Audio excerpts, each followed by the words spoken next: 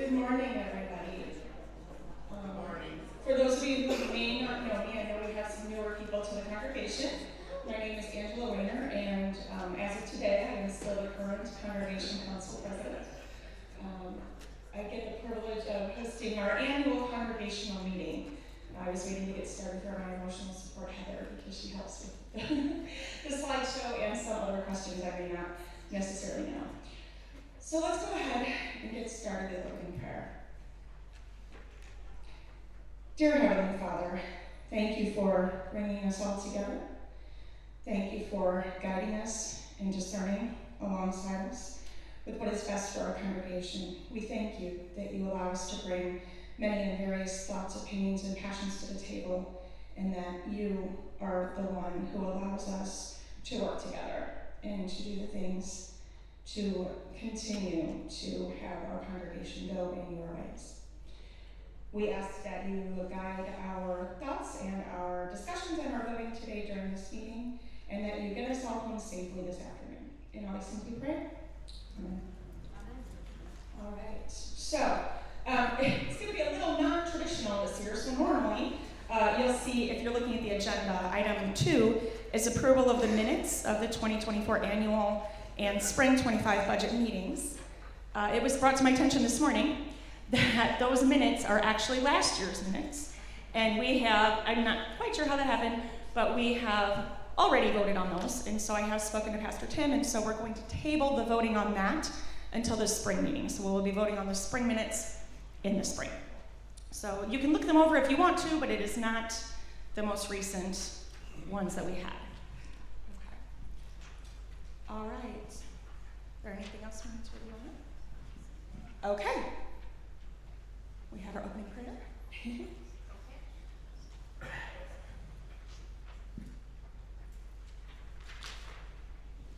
Okay, our year in review. This is always my favorite part. I call this part the State of the Union because we get to discuss all the wonderful things that we've been doing for quite some time, but particularly reflecting on what we did this year. So our stewardship campaign, Who is My Neighbor? Our appeal goal for 2025 was to increase our offerings by $1,497 per week. So we had 116 giving units, so that's 55% that had returned a statement of intent, so those little cards that we pass out. 81 giving units, 70% of those that were returned indicated an increase in giving. We had $561,374 annually, $10,796 per week promised by donors returning a statement of intent, and expect to receive an additional $52,040 from donors who did not return a statement of intent but have an active recurring donation in Subsplash. So that's if you do the online thing where you click, yes, please give it weekly. If you don't change that, it stays. All right.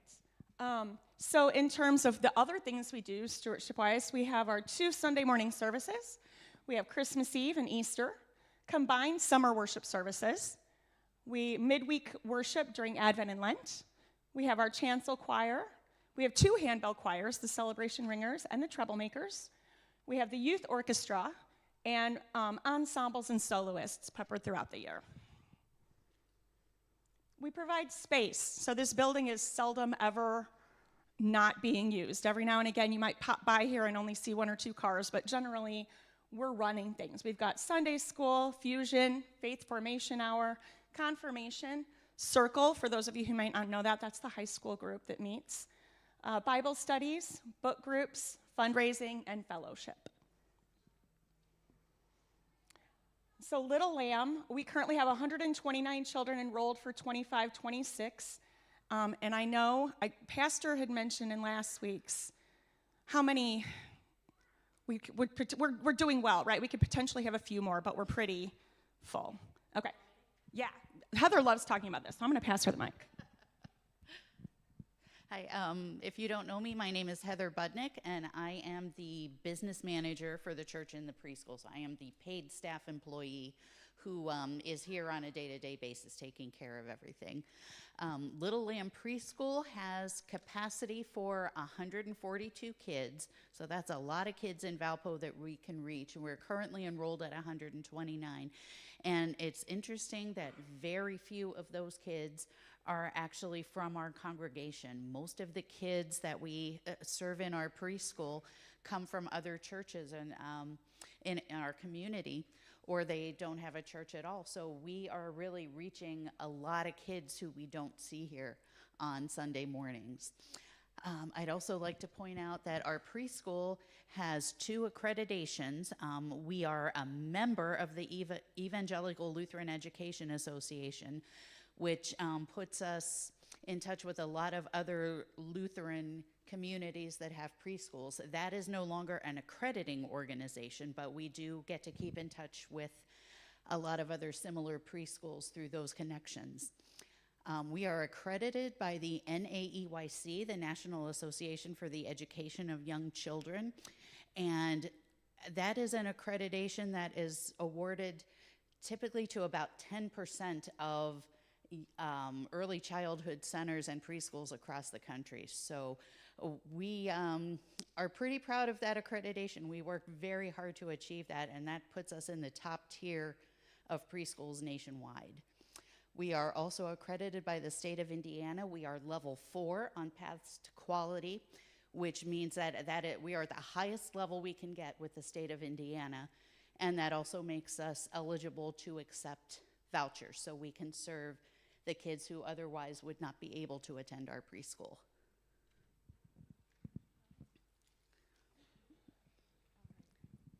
And what's next? Please hold. More good news, just not sure what it is right now. Okay, so we talked a little bit about what we do internally with all the worship services that we have and the groups we run for youth and the education. And these are some great ways that we offer our building out to the community. So we host the Girl Scouts. We have 2 separate groups for Alcoholics Anonymous. We also have Gamblers Anonymous. We have grief support groups, Stephen Ministries, Red Cross blood drives, and we provide overnight warming shelter. Those are just a few, probably all of them, but you never know. Sometimes things pop up here and there. We also do benefits and other things, one-offs. All right. So Christ Lutheran Church continues to assist our refugee family, which is settling in our community. We raised $28,697, and $22,307 assistance was provided for rent, car insurance, band instruments, and summer camp.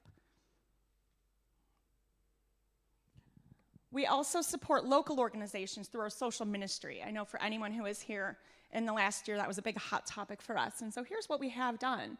So we've supported $10,063 to local organizations through a monthly emphasis. So that's giving on top of what we're normally giving, whether you're checking that box on the envelope or selecting on the drop box on Subslash. So Co-Action, we gave $1,808. Compass International, $1,293. First Contact was $1,413. Hilltop Neighborhood House, $787. LGBTQ Outreach of Porter County, $962. Project Neighbors, $1,032. Project Neighbors Freedom Recovery Fund, $1,415. And Steiner Fund, which is a ministry of CLC, and that's $1,353.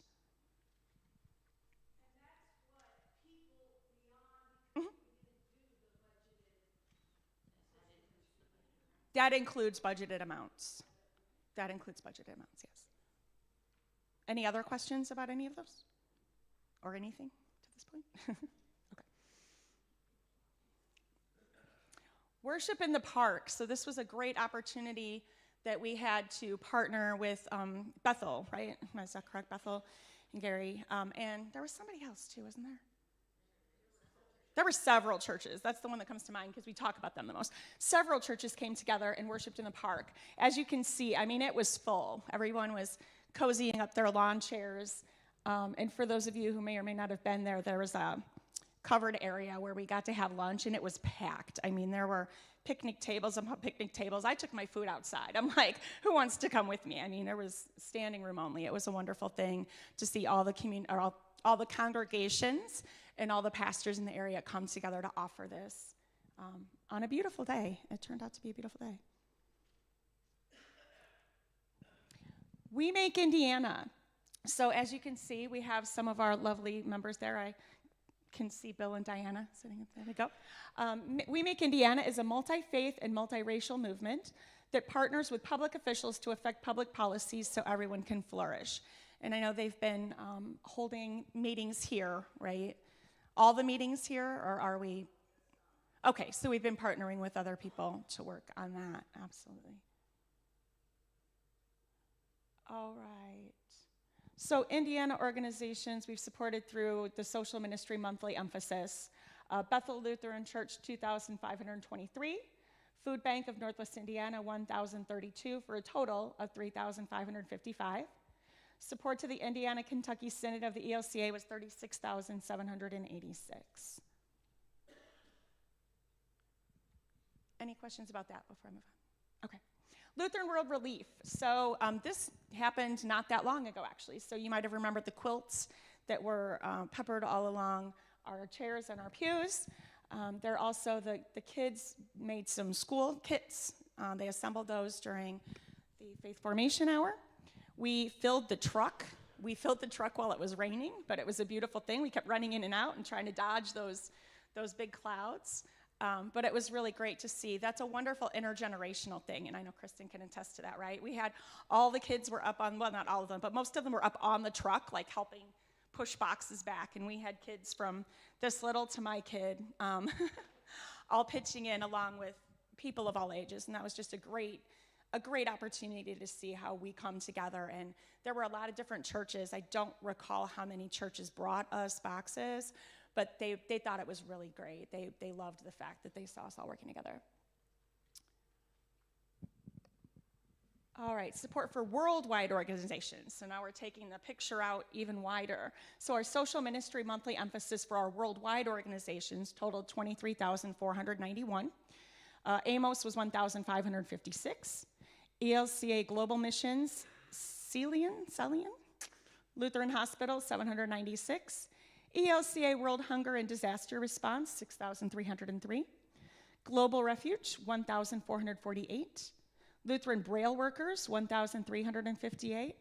The LDA, 4,897. LWR, 6,349. And Reconciling Works, 784. And as I just kind of mentioned, some of these are things that we give money to, but we also give time to. I know the kids have been active at times helping Amos with things. I know some of us bring donations from home, right, the medications and things. And Lutheran World Relief is the same, right? We have opportunities to give our time and our talents as well as our finances. And Heather would like to speak to this. I just want to say one more thing about that, which you touched on. A big part of this is our volunteer efforts. One thing that we used to do in this congregation was host the men from our overnight men's shelter.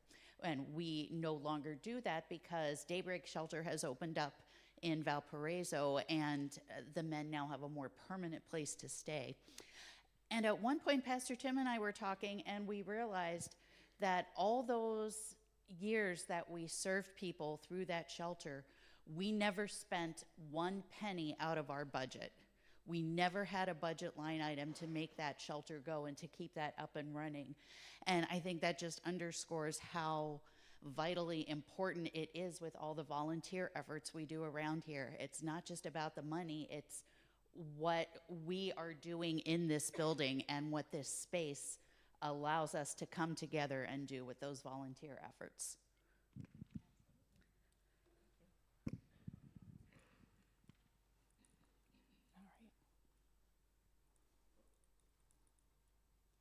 Oh, you want to come back up?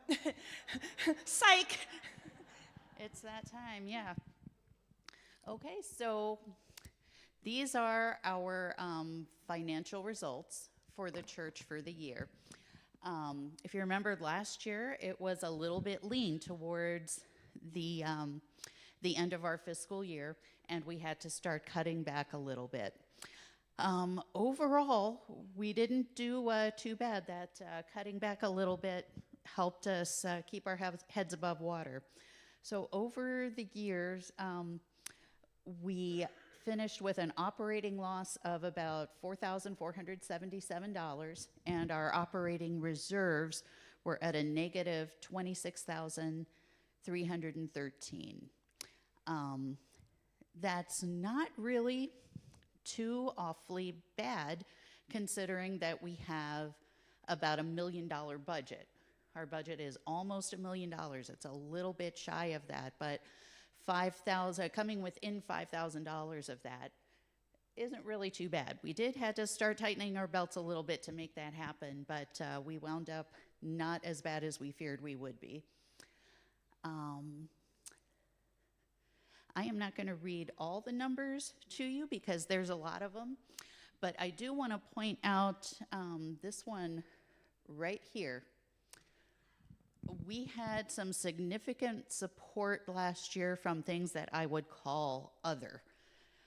We received a grant of $20,000 from the John W. Anderson Foundation, which we could use for our operating expenses.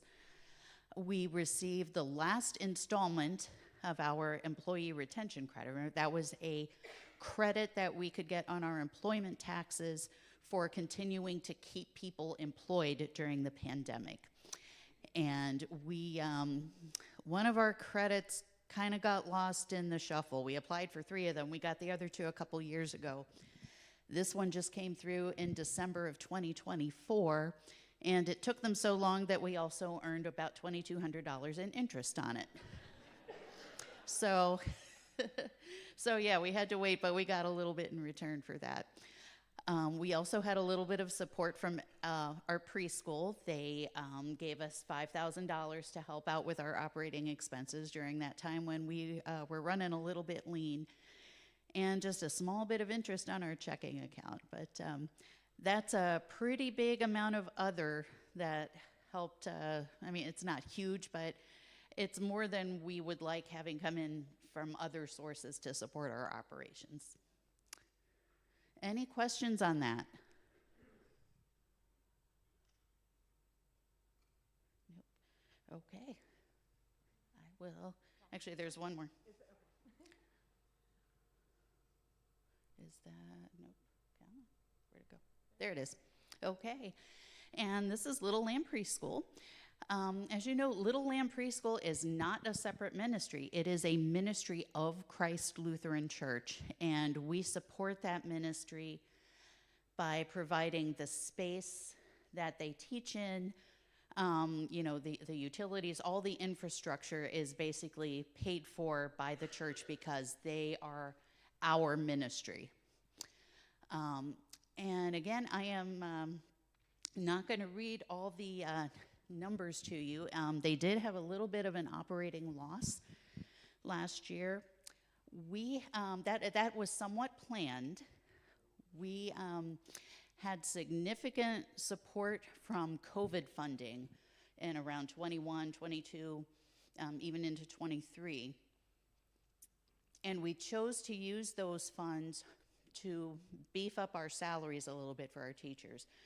Preschool teachers are notoriously underpaid and do not mostly do not make as much as their counterparts in public education. And so we really made an effort to try to beef up those salaries a little bit and use those funds to do that while we gradually raise tuition to a level that would be sustainable.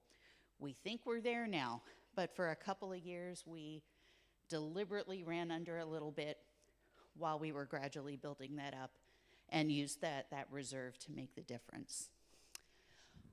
Also notice here that most of our operating income is from tuition, and most of our operating expenses are our personnel. So that's a very close numbers there. Again, I just want to underscore, this is a ministry of the church. So when our families are paying tuition, they're pretty much supporting what they have in the classroom. They're supporting the teachers. They're supporting, the materials for the classroom and that the kids use during their day. So that's pretty much what their tuition goes for. The rest of it is provided by the church. I see a question. Currently, it varies by class. For our beginner 2-day class, it is $175. And I'm going to be looking to Jen to nod, because I think I know them. Our beginner 3-day is $222. Pre-K is $216, and these are all monthly numbers. And our 5-day class is $297. Yes.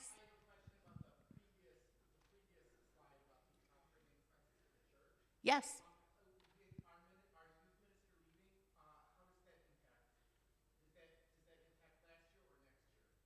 It impacts this year. Yeah. Caitlin was here through the end of August, and that was the first month of the current fiscal year.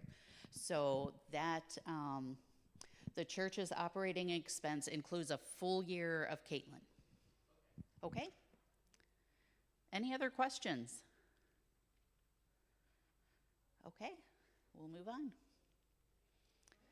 Okay, so a couple of years ago in 2023, when we also had some lean times, we had no choice but to borrow a little bit of cash from our restricted funds. That's not a good thing to do, because it means that when we do need to use those funds for the purpose that they were donated for, the cash might not be there. So we don't want to do that. We want to avoid that. Our operating budget currently owes $42,150 to our restricted funds. Excuse me. That was $45,000. That was what we borrowed in 2023 to fund our operating expenses. And in this fiscal year, we decided to bite the bullet, and we put $950 a month in our operating budget to make sure we get those funds repaid. And we have started doing that, and we've been consistently able to repay $950 a month. So that's coming down. Okay? I also want to let you know that this is mostly about last year, but we have had a significant, strong first quarter this year. Our unrestricted income for the first 3 months of our fiscal year was $286,215, and that's 31% of our budget. So we're a little bit ahead already. Some of that is due to some memorial gifts that we had that were designated for the operating budget. Most of it is just people who tend to give annually or quarterly or in large sums rather than weekly. And we got quite a few of those in September and October. So that really beefed us up for the first quarter of the fiscal year. And our unrestricted expenses were also low. That was about 22% of our budget for the first quarter, so that also helped out a little bit. Our operating reserves are now positive at $56,608, so we have a little bit of a cushion now, and that's a good thing. We did not have that going into the fiscal year, so I wanted to make sure you knew that we're doing a little better. We're starting to catch up a little bit. But we do have to be careful with that. I have had a few questions from people about resuming our giving to the Synod, which we would like to get to. We're a little bit wary of doing that because our giving tends to be cyclic.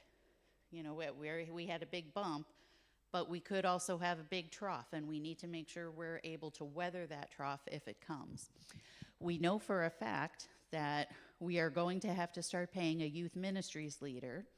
We know that we are going to have a mortgage rate reset in January, and mortgage rates are a little bit higher right now, so there's a good chance that our mortgage rate is going to go up in the after January 15th. Off the top of my head, I don't know. I don't remember. Do you know? Yeah, we can look that up and get it back to you, but it is definitely lower than the 6% rate that we would be looking at to probably refinance at.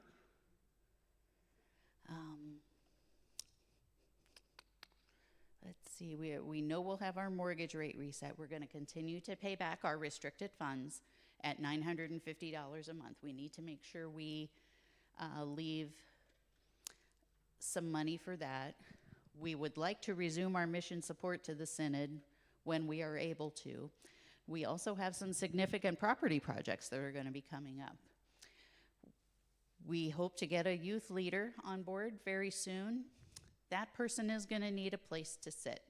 And for those of you who are not involved in the music programs, you may not know that we are now using what used to be Caitlin's office and the music room as more music space.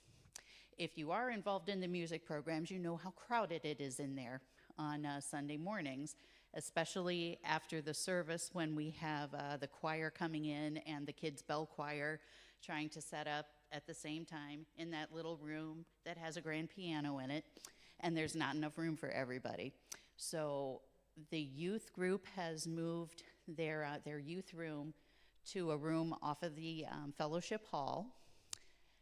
The room that used to be Caitlin's office and the youth room is going to be part of the music room, and we are going to be putting a doorway in between those so that we can go back and forth in between them, which means we need a youth leader office, and we're going to start building that pretty soon.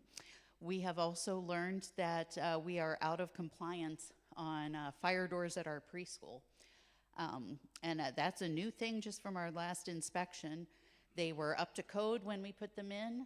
Codes change. We got to replace them. And that's not really optional. We also have HVAC units that are aging and will need to be replaced over the next couple of years, and carpeting that is old enough that it's becoming a tripping hazard. So those are all things that we need to make sure we leave money for. So where is the plan for the new hall? Right now, the one that I think we are probably going to go with is, and I'm getting a thumbs up from Pastor Tim, the room next to my office that is now the AV room, okay? It's going to be in that, but we're going to knock out the wall and take a couple of those closets that nobody uses anymore. Yeah, I mean, if you walk down that hall, we have 4 little closet areas, and for the most part, they are empty. You know, on Sunday morning, you see a few coats there, mostly choir members. If we leave 2 of them there, we should have plenty of room for all the stuff that's there now. So we're going to use that space and open it up to make a little bit bigger youth office. And another piece of that too, which I forgot to mention, that puts the youth leader up in the front with the rest of the staff. So, you know, that was something that was important to us, is to try to have all the staff together because it fosters that communication between us. And we didn't want to have somebody all the way, you know, in the back where they're kind of set apart from the rest of us. Okay. So the office for the youth director is really an office. It's not like a space where kids would come in. It's not big enough for kids to meet. No, it's not going to be big enough for the whole group to meet in there. That space is now in the room to the right of the piano off of the fellowship hall. So that room has now set up with all the couches, the refrigerator, the games, all the stuff that would normally be in that youth gathering space. The piece that isn't there is the youth director's desk and that office space. Any other questions?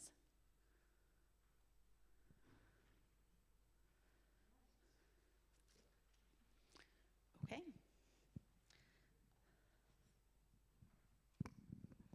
All right, so as we bring 2025 to a close in regards to church council staff, these are our acknowledged people who are moving on.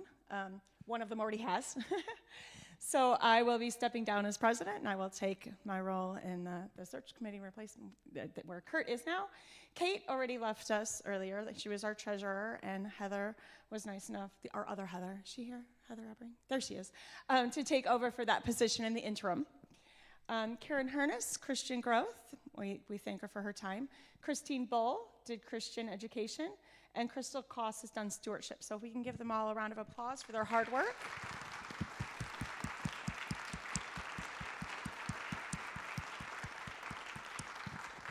Yes, thank you. It really does take everybody as a team to come together and do that. So thank you so much for all your time and dedication. Okay, so as I mentioned, Kurt, if you remember a couple of years ago, he was the president, and so we're going to jump into this, but I think there were a couple of things. Did you want to talk about that now or after I read this slide? Okay. Okay. You can let them know why you're part of this and all that. Oh, okay. So the way our church constitution is written and the presidency works is it's kind of a 3-year commitment. You start out as vice president, then you graduate to president, and then you get to be head of the nominating committee. So that's why I'm here and was kind of here last year. And in your, I don't know if, is this the only slide for the nominations? Okay. I just felt, and I don't want to take a lot of time with this, but I felt it was important to make a couple of notes based on what was printed. We've got a couple of people kind of re-upping, sort of. So for treasurer, as we just noticed, Heather took over for Kate, and that was an appointment from the council. She's agreed to, I'm considering a re-up. I think we vote for re-ups, so she's included in this vote, even though she may not be in the list. Same for hospitality. Sally Eklund-Baker has agreed to re-up for another year, so she's on. And then this is just a little, so our audit committee, there's really only one person we're voting for that, and that's Scott. Brian he's still, his term is still active, so, that's really all I had to say about that. That's perfect. So what he was speaking to is page 8, if you have the report in front of you. So page 8 looks a little bit different than what we have also on the slides. Can you go back one slide just so I can review that really quickly? So what we are looking at for nominees, Heather for the treasurer. We have Bill as our president. Tim Kratz would be our incoming vice president. Jerry Sims would be our Christian growth. Ellen Swain would be Christian education. Jonathan Bull would be stewardship. And Isabel Eklund-Baker would be our youth representative. So those are the nominations we're looking at. Except Bill, he can't. And then, right, Sally is carrying over, right. And the endowment committee, we've got Bill, I don't want to butcher last names. Scheidrich, thank you so much. And Heather, whose name I hear it all the time, and I will butcher that as well. So, I will be would be a part of the nominating committee along with Sarah Long, and the audit committee, as he had mentioned, would be Scott. Brian is continuing his, did I say that correctly? Brian is continuing. Okay, all right. What's our next slide? Or is that it? Is this where we, okay. Is this where we stop and do the things? Okay. We only have to do this once a year, so yes.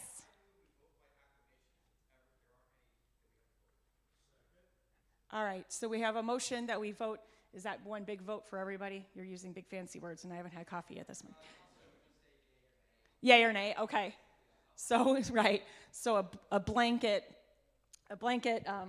ballot voting for everybody at once by yay or nay.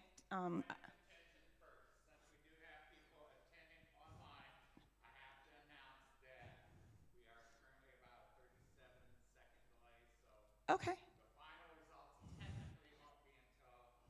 Okay. Do you need to let them know that this is how we're wanting to vote, or can they? Okay. I thought so. I was just making sure. Okay, right about now. Yes, Holly. Oh, those people that are here that are on this ballot. If your name has been mentioned as somebody we are voting on, could you stand and we can? So this is Heather for treasurer. This is Bill for the endowment committee. Bill, our president. Anyone else? Oh, Jerry and Ellen. Tim. And I was caught by Isabel. That's why I didn't see Tim. And Isabel. Okay. Thank you all for standing, right? Right. It's not officially official, but it sounds like it might be official. Okay, so we had the motion to vote blanket ballot, and it was seconded by Felton, Mike Felton. Felton. En, sorry. Motion by Carl Schmidt, thank you so much.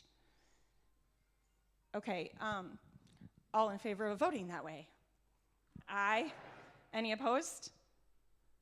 Do we need to give it a 37 seconds, Tony? We expect a tap dance. I left my tap shoes at home, right? I used all my bad jokes at the last meeting. That was my fault. So it's all good. This is the part where we just kind of get to do the Jeopardy, right? Jeopardy song and dance. We really need to have Brian play interludes. I propose that for the next time, we have some elevator hold music. Whatever rendition of, What a Friend We Have would be fine. Or we could do a sing-along, right? Everybody pull out your what song should we sing? Has it been 37 seconds? Have I killed it yet? Okay. So then, we are voting on all of this. Is everybody good with that? Yes? Okay. Yay. Okay. That's it for that? All right. What else? Is that it? Yes, we did. That's what I thought. So, do I have to? All of this. So for all of the people we named, for all of the positions that we named, all in favor? Aye. Any opposed? We will wait our 37 seconds. Now it's pastor's time to song and dance. Point of technicality, the motion was to elect them by acclamation. We do not need to vote, we just need to clap. Oh, see, I didn't know that. Okay, yay, clap. That was the word I didn't know. I was like, you guys are using words I actually don't know. Perfect. Okay. So, is that really it? Our spring budget meeting is scheduled for April 26th, 2026. We will have congregational forums on April 19th and April 12th, respectively, 12th and then the 19th. I really encourage everyone to attend those. That is an excellent opportunity to review what's going to be presented and for any questions you have about it, right? And so, whereas we do offer time for that at the meeting itself, it's just so much easier for all of us if we can bring all those answers to these first two meetings to help expedite it at the actual meeting. And the reason I say that is I know personally when we did this on my watch and I was up here, my son was running this streaming and he goes, Mom, if you had taken 23 more seconds, they would have been cut off and they couldn't have voted. And so it's super important that we are aware and respectful of those who can't join us in person as well. And so please, please, please, please come to at least one of them. If you don't come to both of them, at least come to one of them so you know what to expect and you know what questions to pose so that we can bring that information to you. Can't stress enough how important. All right. They all clapped? Yay. Congratulations to our new council members. I am happy for that. So, are we wrapping up now? Is that the end? Yep. Okay. So, as always, I've asked Pastor if he would be so kind as to pray us out. The Lord be with you. Holy God, gracious and mighty, we thank you for gathering us and for your spirit that binds us together. We thank you for the privilege of sitting with our siblings and of being the body